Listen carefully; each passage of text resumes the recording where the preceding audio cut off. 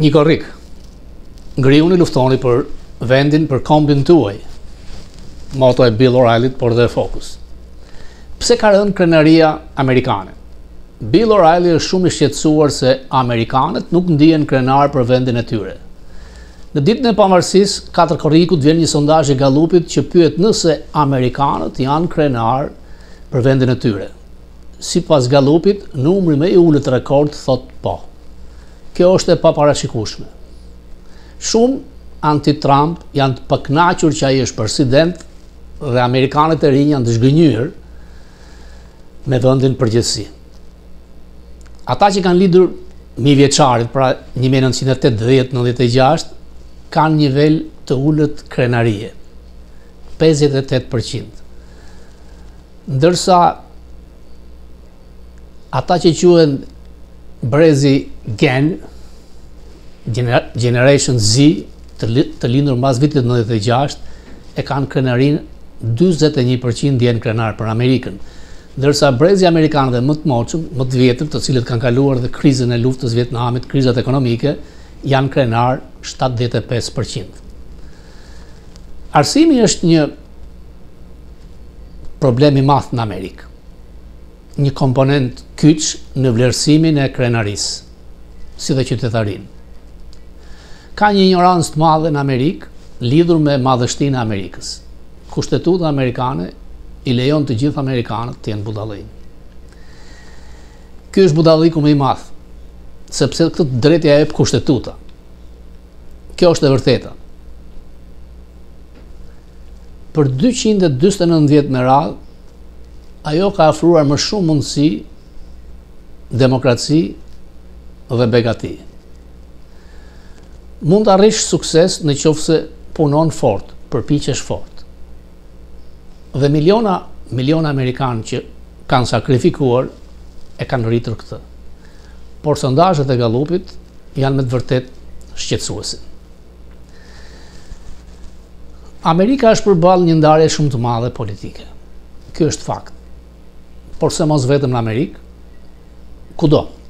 Megjithatë, ky vend i madh proteston, natyrisht që protestat organizohen nga radikalët e majt, me miliardët e sorës, dhe protestuan kundër presidentit Trump, atë ditë që ai ishte në paradën ushtarake, dhe në të gjithë Amerikën ishin me miliona vetë që protestuan.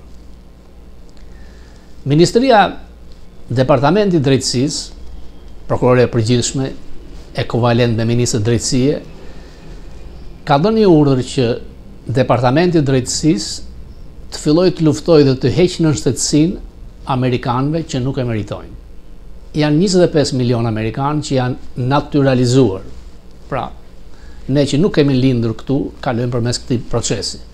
Por nëse se ti në aplikim ke gënjur, ke qenë dënuar me krime në vendin nga ku ke ardhur, ke qenë komunist, Departamenti i Drejtësisë ka drejtë të ta heqë në shtetësinë. Dhe përmes një çështjeve civile është shumë e lehtë, nuk ka detyrim Amerika të caktojë një avokat falas nga shteti, duhet gjesh vetë, dhe mundësit janë që shumë të humbasin në shtetësinë. Nuk është era parë që amerikanët humbasin në shtetësinë. Tipike ka qenë në kohën e McCarthy, kur komunist amerikan ndikuan shumë kudo ku ishin dhe u ndeshkuan rrept. Në kohën e Obamës është bërë një numër shumë i madh heqjesh në shtetësisë.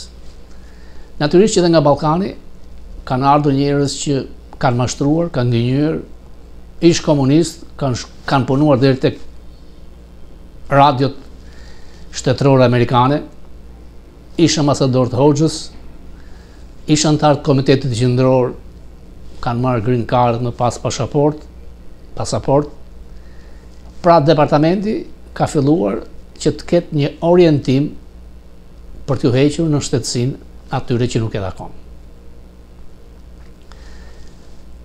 Një debat i madh ka nisur me kandidatin për kryetar të Bashkisë New Yorkut, i cili deklarohet demokrat socialist, por në fakt tezat i ka komuniste. I egër ka qenë zoti Trump ndaj tij. Natyrisht që disa nga frazat e tij janë shqetësuese. Ai thuaj se nxjerr tezat e Marksit, ku thotë që të shtetëzohen mjetet e prodhimit. Manifesto. Do të krijojë shitore të bashkisë për të ulur çmimet.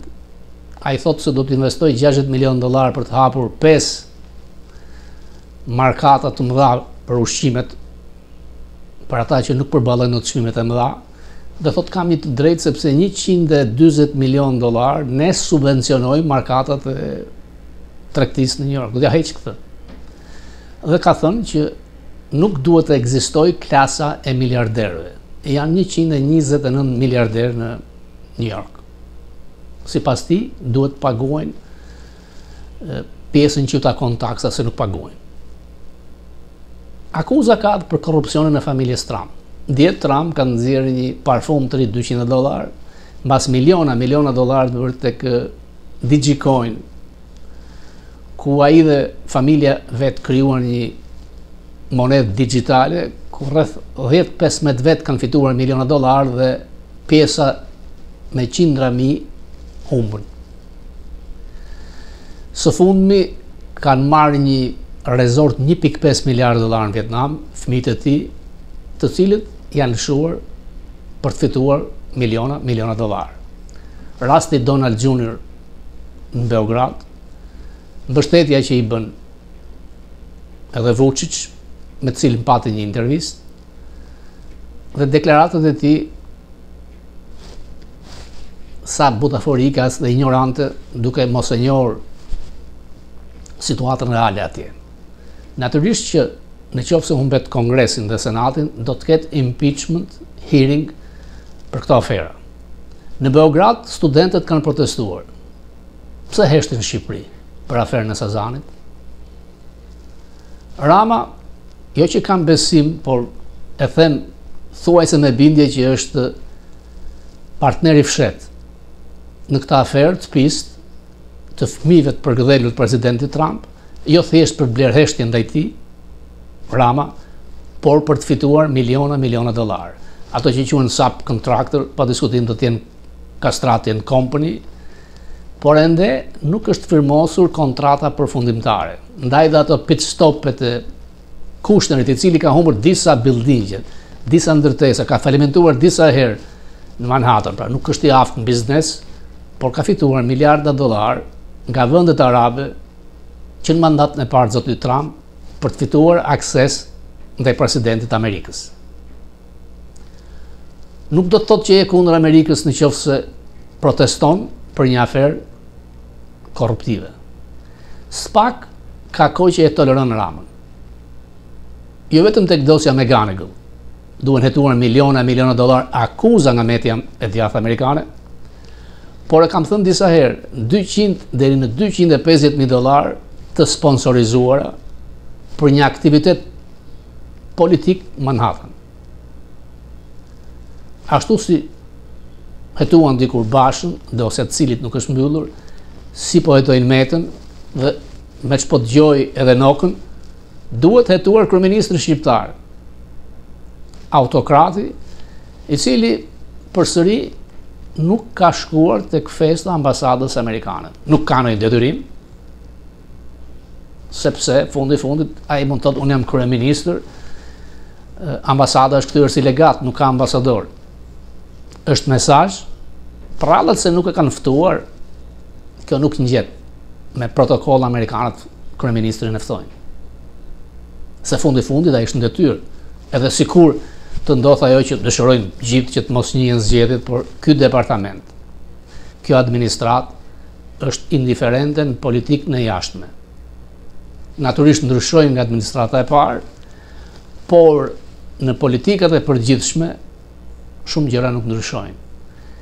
Shtesa dhe një vit e urdhrit ekzekutiv për Ballkanin e tregon këtë.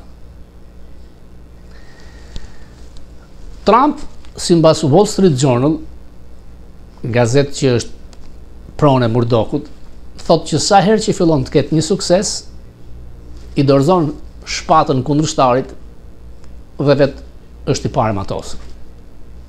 Kur çdo gjë dukej se po shkonte shumë mirë, me atë që quhet ligji i madh dhe i bukur, duket se do të humbas shumë tek votuesit, të cilët e votuan dhe një shumicë e madhe kanë pasur siguri shëndetësore federale, e cila do të shkurtohet rreth $1 trilion për 10 vjet nga administrata Trump. Në këtë ligjin e ri dhe të bukur, por sipas maskut shëmtuar, ka ndërhyrë dhe presidentja çifute e Meksikës, duke kundërshtuar 3% taks që do të vendoset nga ky ligj, dhe duke dalë haptas kundër zotit Trump. Ajo nuk ka drejt. Në 3 shtetet, Amerikë, Kanada, Meksik, shkëmbimet tregtare shkojnë $1.5 trilion. Natyrisht që pasuria më e madhe ri këtu. Kanadaja ka një tepritës tregtare me ne, me Amerikën, $61 miliard. Meksika e ka 3 fish. Rreth $171 miliard tepritës tregtare, pra mallra që vijnë nga Meksika këtu. 63 miliard janë remitencat e meksikanëve që dërgojnë dhe Trump, sipas ligjit të ri, do t'i tatoj. 20 miliard janë dollar të zeza që marrin kartelet. Pra Meksika përfiton kurrizit Amerikës. Janë rreth 6 tilla remitanca që kalojnë në vendet e treta përmes Meksikës. Trump këtë nuk e lejon më. Presidentja çifute e Meksikës, pa takt, ignorante, edhe pse është me PhD, inxhiniere, po nuk mund të krahasohet Trumpi nga ana intelektuale me të, por ka një qasje socialiste anti-amerikane. U përfshi në përleshjet e Los Angelesit, duke thënë që unë do të mbroj në shtetasit e mi që arrestohen atje. Zonjë, meri kthej në Meksik, pse i le këtu? Përfitojnë nga sistemi amerikan falas. Kanadaja gjithashtu ka probleme.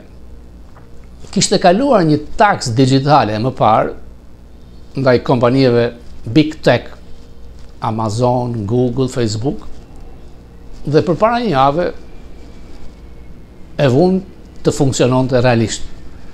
Trump tha tërhiqem nga bisedimet për tarifat me Kanadan. Tarifat do të vendosen të larta ndaj tyre. Menjëherë kryeministri kanadez u tërhoq. Megjithatë, Wall Street Journal, që është nga gazetat reale me power dhe më e madhja, e vetmja nga e djathta, faqen editoriale ka të djathtë, pjesën tjetër jo, dhe ata të majt janë. Janë 3 gazeta që kanë ndikim të madh: Wall Street Journal, Washington Post, New York Times. Në qoftë se kërkon të tërheqësh vëmendje, këtu shkruan. Portalet e interneteve, qoftë edhe Fox News, të cilin Trump e urren si faqe digjitale, por mbështet vetëm 2-3 gazetarë, thotë ata na urren mua Fox, urren Magën, ndaj dhe Maga e urren, dhe ka drejt. Murdoku është një anti-Trump i madh. Kjo e vërtetuar dhe nga deklaratat e fundit të Tucker Carlson.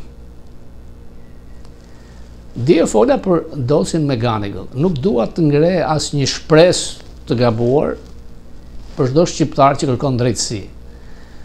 Në Amerikë nuk mund të dënohesh 2 herë për të njëjtin krim. Pra dënimi lidhur me korrupsionin, pagesa $225,000 nga potencialisht nga Rama, për McGonigal janë mbyllur, është marrë një vendim. Trump kërkon që të jetojnë lidhjet ruse, por natyrisht, duke u hapur lidhjet ruse, mund dalin fakte të reja që të kompromentojnë edhe Ramën. Sepse një nga favoret e naftës kanë qenë për oligarkët rusë, të paktën kështu është thënë. Plus që në dosje janë me fakte, me përgjime, që nga zyra e Ramës është bërë kërkesa për të nisur një hetim antiligjor që është krim federal, duke përdorur McGonigal. Rama mund vi përsëri në shtator, është seanca OKB-s. Teknikisht dhe nuk vjen, sepse ka një lloj marrëveshje, ka të ndarë është gentleman, një vit është Bajrami, presidenti, një vit është Edvini, kryeministri. Vjet qelluan dy se Rama kishte një aktivitet tjetër. Them se do të vi në vazhdim të vizitave mjekësore, të mbledhjes fitime vjetore me bizneset dhe oligarkët që janë lëshuar dhe këtu.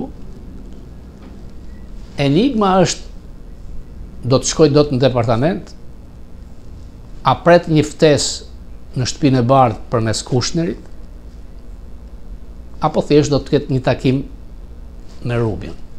Çdo gjë me Trump në gjet. Deri tani administrata është e akullt në Ramës.